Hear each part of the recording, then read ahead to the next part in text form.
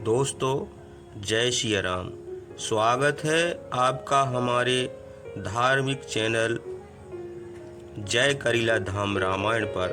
दोस्तों हमारे ग्रंथों में कई पौराणिक कथाएं सुनने को मिलती हैं। ऐसी ही एक कथा हम आपको सुनाने जा रहे हैं। अगर आप नए जुड़े हैं तो चैनल को लाइक एवं सब्सक्राइब कर दीजिए। तो चलिए बगैर देर किए कथा को शुरू करते हैं। तो दोस्तों रावण के वध के बाद उसकी बहन शूर्पणखा का क्या हुआ, शूर्पणखा के साथ किसने किया था गलत काम, आखिर शूर्पणखा कहाँ चली गई। आज के वीडियो में हम आपको बताएंगे शूर्पणखा के वह राज जो शायद कुछ लोग ही जानते होंगे।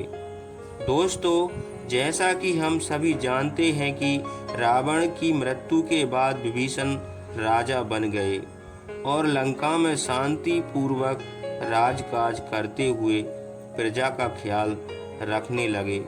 किंतु रावण की बहन शूर्पणखा अयोध्यापति श्री राम तथा अपने सौतेले भाई लंकापति विभीषण से बदला लेना चाहती थी, इसलिए उसने लंका को छोड़ दिया और दैत्य गुरु की खोज में निकल पड़ी।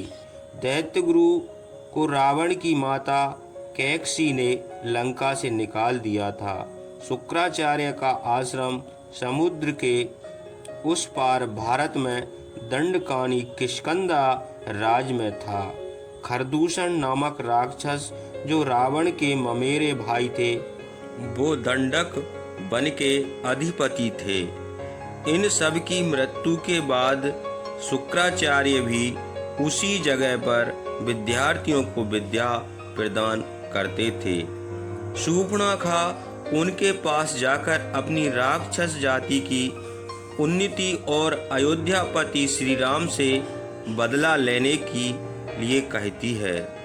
इसके लिए वह कुछ भी करने को तैयार थी।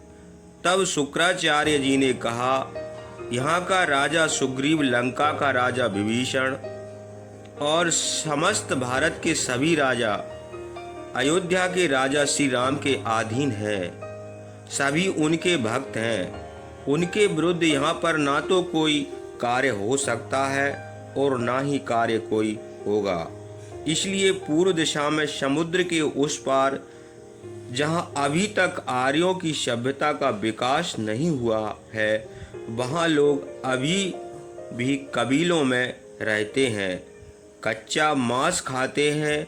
हम लोग उधर चलकर भगवान आशुतोष की आराधना करते हैं। शूर्पणखा के साथ शुक्राचार्य मंत्र शक्ति से समुद्र पार करके आज के सऊदी अरब देश पहुंचते हैं, जहाँ के सभी लोग कबीलों में रहते थे और पशुओं की तरह जंगलों में कच्चा मांस, फल आदि खाते थे, जिसके कारण सभी लोग आपस में मार काट किया करते थे, जिसके सिर्फ दो कारण होते थे।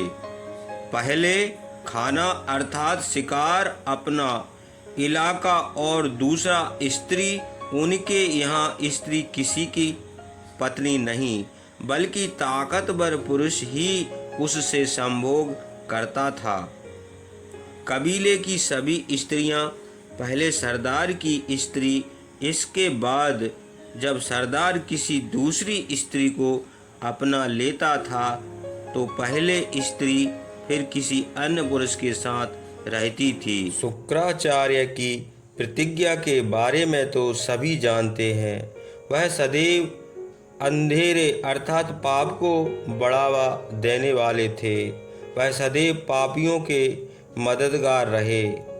फिर शूर्पणखा तो उनके प्रिय शिष्य रावण की छोटी बहन थी, तो भला शुक्राचार्य उसकी बात क्यों नहीं मानते।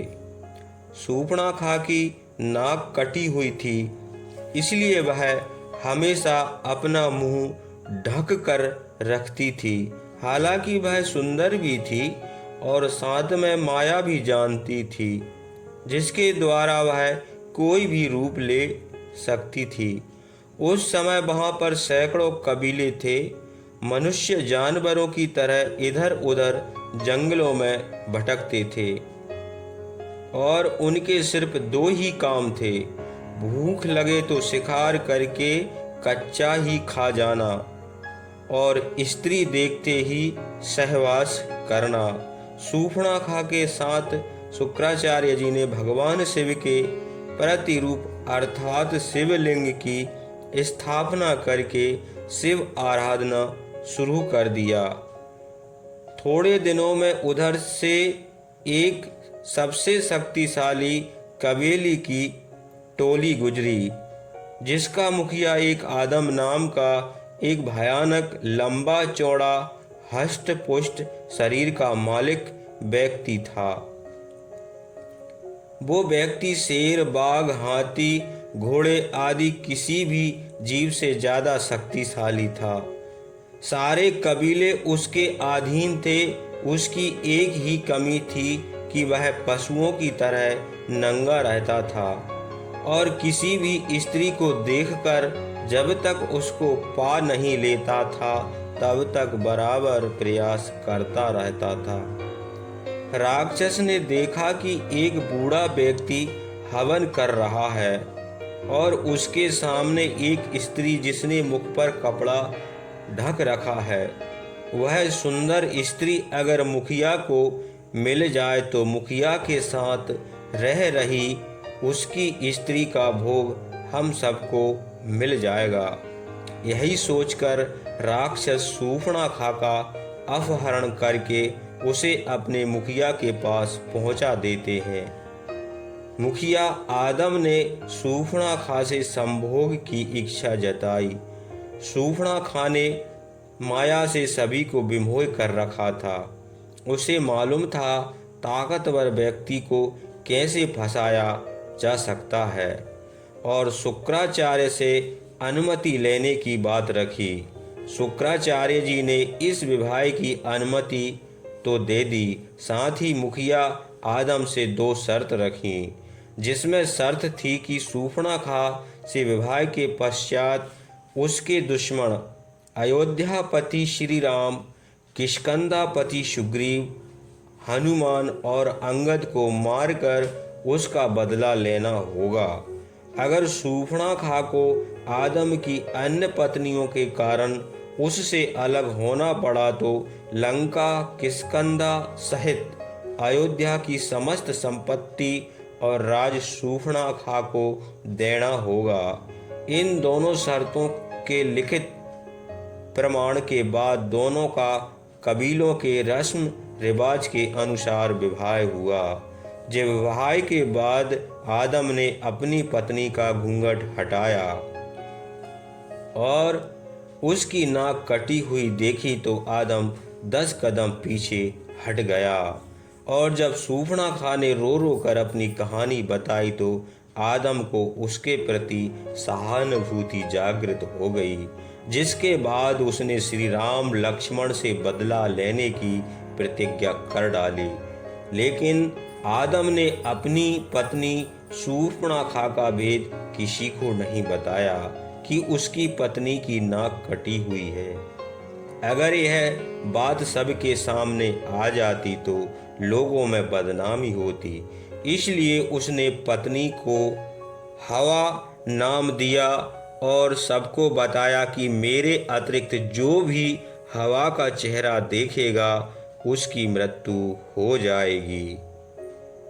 यह हवा के राज को शुक्राचार्य ने भी दबा रखा और इस तरह से हजारों साल में कई सारे संप्रदाय जो एक दूसरे से निकलते रहे वह सभी आदम और हवा से उत्पन्न हुए। कालांतर में इन्हीं आदम और हवा से यहूदी, ईसाई, मुस्लिम आदि संप्रदायों का जन्म हुआ। इन लोगों ने भी आदम जैसे आदिम मानव अर्थात कबीले वाले लोगों की सीख यानी परंपरा मानी और जब तक उन्हीं की परंपरा अपनाते रहे, जैसे स्त्रियां अपने मुख पर हवा अर्थात शूर्पणखा की तरह अपने मुख पर हिजाब अवश्य बनाती हैं। आज भी इनका विवाह एक करार, एक समझौता ही होता है। आज भी इनके विवाह में सशस्त्र मंजूरी होती है। एक दूसरे को शर्त सुनाते हुए मेहर अर्थात स्त्री को दी जाने वाली रकम का जिक्र करते हुए रजामंदी ली जाती है। अगर किसी कारण विवाह विच्छेद होता है तो मेहर की रकम पुरुष स्त्री को अदा करता है। तो इस तरह शूर्पणखा रावण की मृत्यु के बाद अरब देश में चली गई थी। आदम नामक व्यक्ति जो कई कबीलों का सरदार था, शूर्पणखा उससे शर्त के साथ संबंध बनाने को राजी हुई थी। नाक कटी यह छुपाने के लिए हिजाब डालने की परंपरा शुरू की थी। अगर ध्यान दें तो यह सारी बातें केवल एक ही तरफ इशारा करती हैं कि शायद शूर्पणखा के वंशज होने वाली यह बात हकीकत हो सकती है। और सारे इस बात से डरते हैं कि अगर कोई हिंदू गलती से भी मक्का मदीना के अंदर चला गया और उसने इस शिवलिंग पर गंगा जल छिड़क दिया तो इस दुनिया से पूरी राक्षस जाति का अंत हो जाएगा। मित्रों, यह राक्षस कोई और नहीं बल्कि शूर्पणखा के वंशज हैं। भले ही यह सारी बातें आपको हैरान कर रही हैं, लेकिन यह सच भी हो सकती हैं, क्योंकि इस दुनिया का सबसे पहला धर्म सनातन धर्म ही है। यानी कि इस दुनिया में मौजूद हर एक व्यक्ति सनातन धर्म से ताल्लुक़ रखता है। मित्रों, ठीक ऐसा ही प्राचीन समय में भी हुआ करता था, जब कुछ लोग मिलकर अपने अलग अलग नियम और परंपराओं को बनाया करते थे। ऐसे ही धीरे धीरे करके यह चीज़ें जातियों में बदल गईं, जिससे आगे चलकर अनेक धर्म की उत्पत्ति हुई। लेकिन मित्रों, इस्लाम धर्म की उत्पत्ति की हकीकत पर हिंदू धर्म के लोगों द्वारा आज भी कई सवाल उठाए जाते हैं। आखिर उन्हें मक्का मदीना के अंदर क्यों नहीं जाने दिया जाता?